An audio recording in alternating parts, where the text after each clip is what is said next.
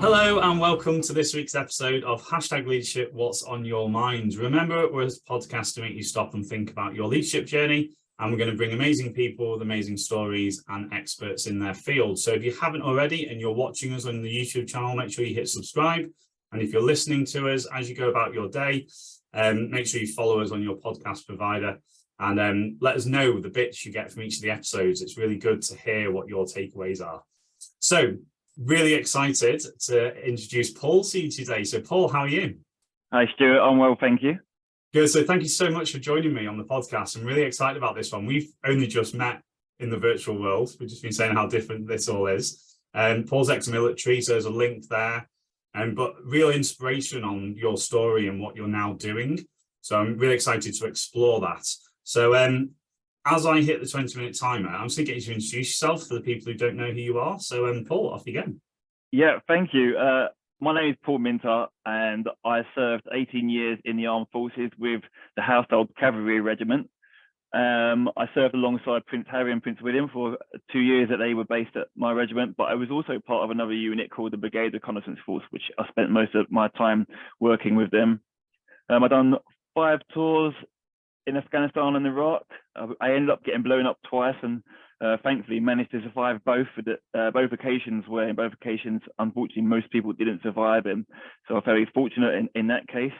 I struggled a bit with PTSD on the later tours, on the 4th and 5th tours, managed to find different ways how I can improve my own mental well-being through holistic different methods that we can use on a day-to-day basis, for everything from nutrition to learning about hormones, animal therapy, music therapy, cold water therapies. I looked into stoicism, law of attraction, just everything that makes myself feel a lot better. I then started helping a lot more other people. And then from there, I set up a charity called Head Up Charity, along with some other veterans, so we can help more people in the future. And more recently, to promote that, I run 5,000 miles around the UK coastline, breaking and setting world records in 7 months. Excellent. So if people aren't motivated and inspired by just that introduction, I don't know what is going to motivate them. So as you can tell, listening and watching this is the reason Paul's on the podcast. So let's go with the title of the podcast. I really want to know your thoughts from all that experience. I'm not sort of setting you up for a big answer here, by the way, putting you on the spot, but obviously, well, #leadership, what's on your mind? Just what comes to your mind when you hear the word leadership? Leadership, initially, when I was younger, and especially joining the army, I was very happy to be told to do something and do that. I thrived on being told to do a job and then I'll do it really well. And I'd like to get some recognition. I love recognition. I always have done. I'm that sort of person. So I was always happy to let other people be the leader. It wasn't until maybe 5-6 years into my military career, so I was about 22 years old, and I got promoted to corporal, which is fairly, as you know, is fairly fast as a soldier in the army. So I was a young 22-year-old, and I was a corporal, so a section commander, and I had quite a lot of responsibility. I was a leader without even realizing it, just because I was a very good follower. And I was forced into being the leader at this point, which is something that I didn't want to do. I didn't feel like it was a position. I wanted to be told to do something, and I wanted recognition for doing a good job at it. But then over time, once being forced into this position, I found that I was quite good, and I actually really enjoyed leading a group of guys and being in charge and being the person now that delivers the recognition to those that are doing a very good job underneath my command. And then moving forward, I got promoted a few more times in the army, and I actually really enjoyed being a leader in that sense. Now I'm very much a leader, as I am CEO of a charity. I don't have anyone to answer to apart from the charity and the trustees themselves, but leadership now for me is all about how I perceive myself and how I implement myself and everyone around me. I've had to gather a huge team of volunteers and supporters, and you'll hear a bit more about the logistics of the run later, and how the amount of support from thousands of people around the UK, and the sort of leadership it took to actually be motivated enough to organize that and to carry it out day after day. There was a lot of logistical leadership involved. So leadership to me is constantly improving yourself, improving people around you, but also inspiring people. A leader should be inspiring, and they should be genuine and get respect for being a very genuine and honest individual. Yeah, I love that. And that's so true. And I love all the unique but very similar threads that we have around what leadership is. But I love that. It's great for people to hear that from people that have been there, done it, and are actually benefiting from that now in the future about their leadership journey. So if you were to pick one, and I'm going to ask you, you can pick one or two here. Okay, so we say about impact moments on your leadership journey, of light bulb moments, of events or people, either positive or negative, that have impacted who you are now. What would you choose? There's a lot I already know from just like the experience, the knowledge of what you've done and where you've been, but what would you choose of those moments that have really shaped who you are now as a leader? I would say when I was part of a Brigade Reconnaissance Force, so we were in 2013, I'd say, everything we'd done was very mission-based in Afghanistan, and I was a section commander, and halfway through I became platoon commander. But whilst I was section commander, and we were getting dropped off at helicopters at night,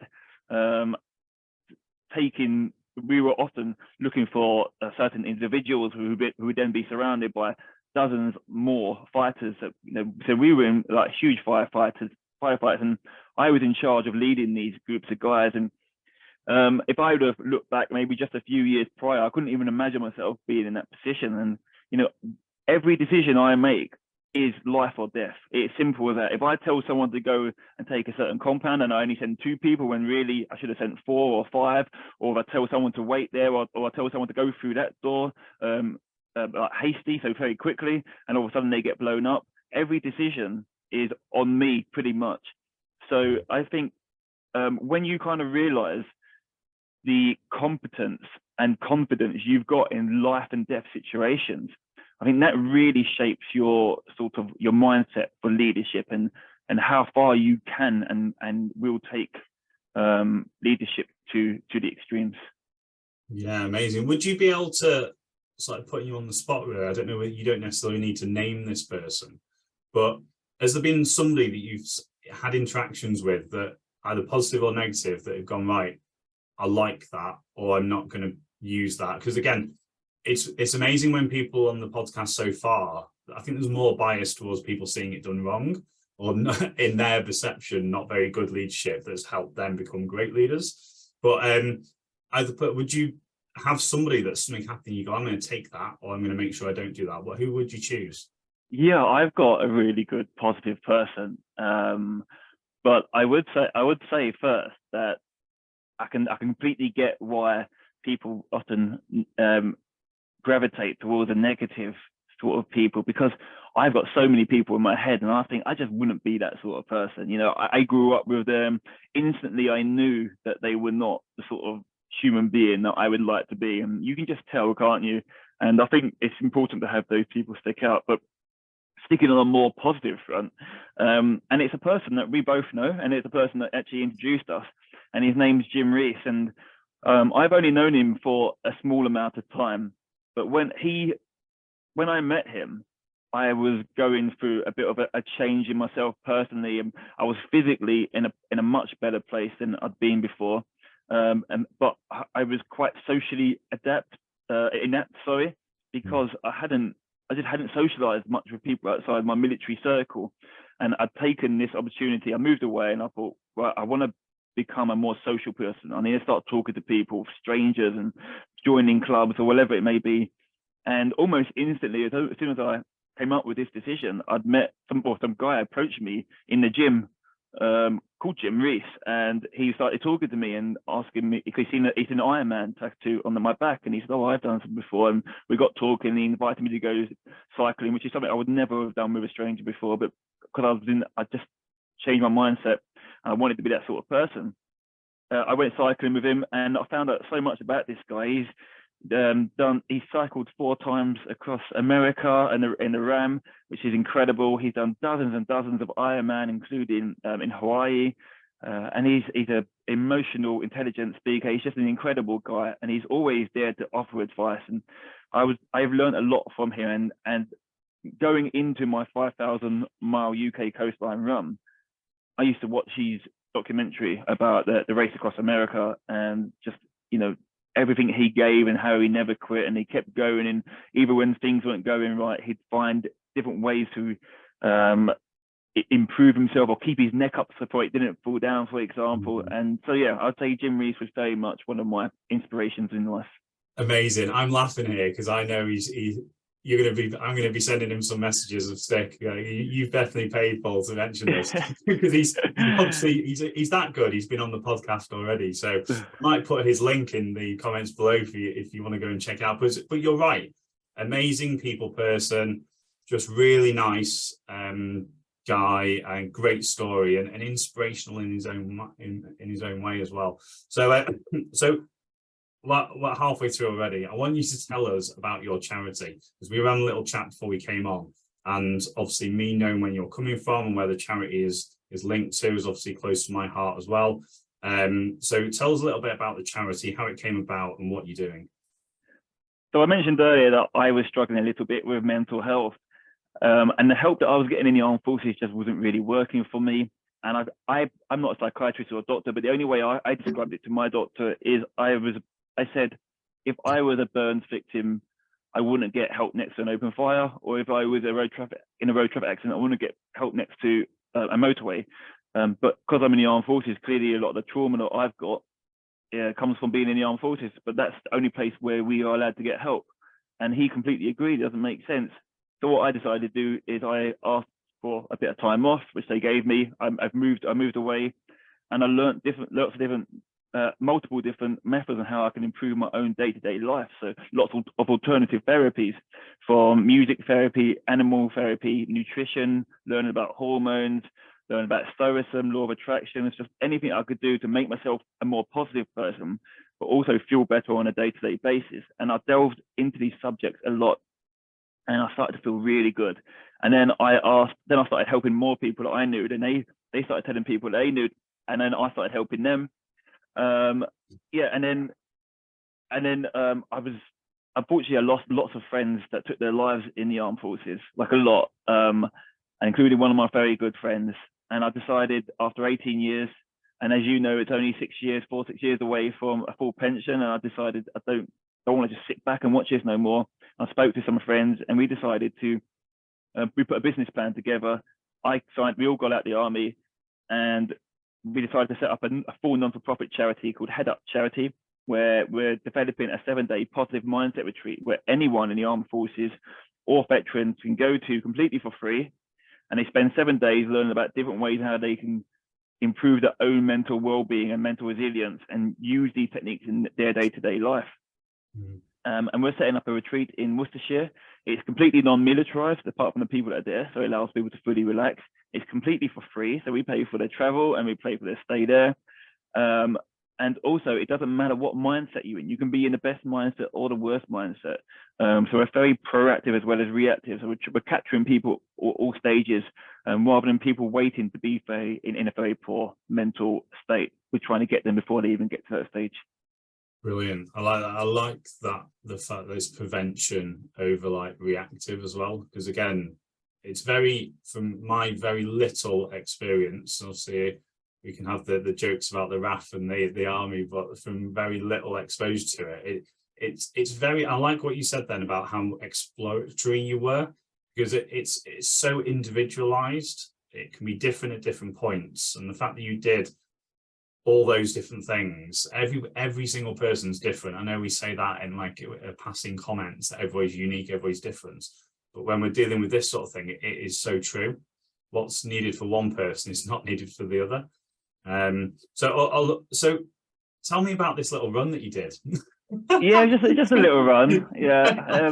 Where did that come from? And tell us a little bit about how that was.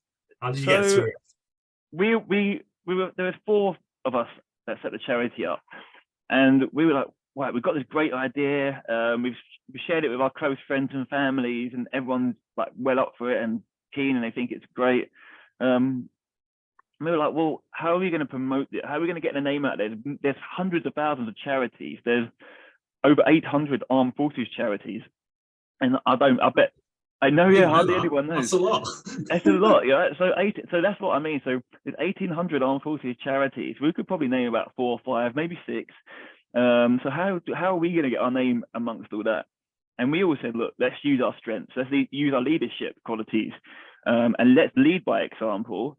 And let's do something big. All of us, let's do something big. And I kind of said, look, I came up with the idea of the charity, so I'm gonna lead on this one, and I'll do the first challenge.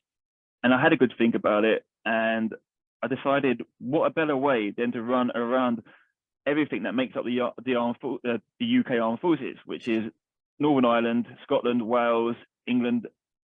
I said it, yeah, that's it. They're four main nations. Yeah. So I thought, well, how about if I run around the extremities and start speaking to people around there and see what's going right and what's going wrong, speaking to veterans, getting people involved, and really spreading the word around, which is what I've done. But I also ran around the Isle of Man and the Isle of Wight just to throw some extras in, just try and get the number up, just try and get the. I'm laughing here as well because you've set the bar quite high for the other people when they do their challenges. You have that conversation about what you guys do. I know, yeah, they hate me for it, but at the same time, they're kind of glad that I was the one that done that. So we put the run together. I trained for a long time. I was very fortunate to have one of the best UK ultramarathon runners coach me for 12 months. So brilliant. We trained really hard, and the run itself, I was completely unsupported in the sense that I didn't have a support team with me. So I was relying on the general public, and I was hoping that will attract more people, which is what happened. So I averaged just under 30 miles a day, 6 days a week. But the shortest run was 18 miles and the longest was 42, I think. Okay. Wow. And I had a 10-kilogram bag on my back, which had all my kit in. And I never camped or anything. So I always stayed with different people. So very generous people all around the UK just said, you can stay with me tonight, stay with our family. And over 700 people ran with me throughout the 7 months I was out for. And over 200 people put me up. And thousands of people came out to support, donate, also fundraise. And it was a fantastic thing. Multiple different media platforms, all the big ones you could think of. And end up winning the Pride of Britain award at the end as well, which was really good. Amazing. What did you learn about yourself? I think I learned how robust and adaptive not only our bodies but our minds are.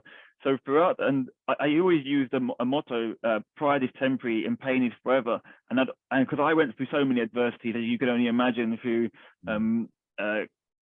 weather to the ground that I was running on. I got bitten by a snake. I cracked 2 ribs, multiple different sprains on my ankles. I got hogweed burns, if anyone knows what they are. They're horrendous. Just a whole bunch of different stuff that happened, and just fatigue and tiredness and aches and pains. But I always said, look, no matter what the pain is, I can push through it, and that eventually that pain will subside, but that pride will always be there. And I carried that with me the whole way. And I realized just like I say, how robust, not only physically but mentally, we can be. Yeah, I love that. Again, it's only when we push ourselves to, and again, people think that the levels of which we can push ourselves can be pushed, and can't they? And that journey, and again, we reference the leadership journey, it is never ending. Like the human endeavor journey is never ending if you just push that comfort zone a little bit. So we've got a couple of minutes left. Tell us a little bit about the future. And I want 2 areas, like your development, and then also like personally, how are you doing to push yourself forward, and also like the charity. What are the big things coming out of this year? Well, me personally, I have to be so self-motivated now. I don't have a boss to answer to or to tell me what to do. Every morning I have to get up. I have to be in the right frame of mind to get on with the work that I need to do. And I've got so much work to do with the charity. It's unreal, but also just working on myself personally. It's a constant growth. So I'm actually in week 1 of an 8-week sort of positive mindset boot camp. So I'm trying to improve myself constantly, and I always will do.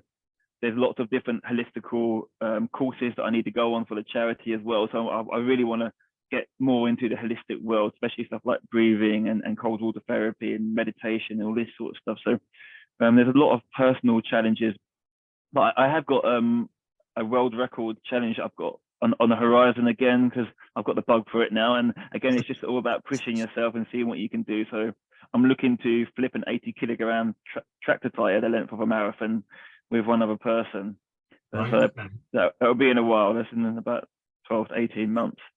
But for the charity itself, there's big things to come. We're still in a fundraising and brand awareness phase for the next 10 months. So there's lots of talks, lots of corporate meetings, trying to get donors, trying to get as many fundraisers for the charity as possible. Lots of donations here and there, but then also setting up the portfolio for the retreat itself and getting our financial plans put together, getting everything in place, and then actually open and getting it up and running, and then getting people there, which I don't think should be too much of a problem. But yeah, it's very exciting, but there's a lot to do. Yeah, fantastic. I love that. I've just remembered something. We did a tire flip out when I was out of area, and I think it was at the length of the runway or something, but nowhere near a marathon, and that was hard enough to get it for a certain distance. So I'll make sure I look out for that. And what we're going to do as well is our regular listeners will know that we did our first charity golf day last year, and we'll always support the military charities that we have direct links to. Obviously, now that you've been on the podcast and we've been introduced, we'll endeavour to do as much as we can to help support, advertise, and also raise some funds for you guys as well. So, and if you guys are listening, you want to go and check it out, make sure you hit the links, hook up with Paul. If that's resonated or there's anything you can help with him personally and the charity, make sure you do contact me or Paul directly. So, Paul, thank you so much. That's us done for the podcast. Thanks, Stuart. No worries. And ladies and gents, if you've enjoyed that, which again, the reason why we do these at the start of the year is the motivational, inspirational, and I'd love to know what that's led you to think about in your journey. So make sure you hit subscribe on the YouTube channel, make sure you follow us on your podcast provider. And every Wednesday at 6 a.m, we'll have some amazing people coming along to inspire and add value to your leadership journey. So Paul, thank you again. And ladies and gents, I will see you all next week. Take care. Bye.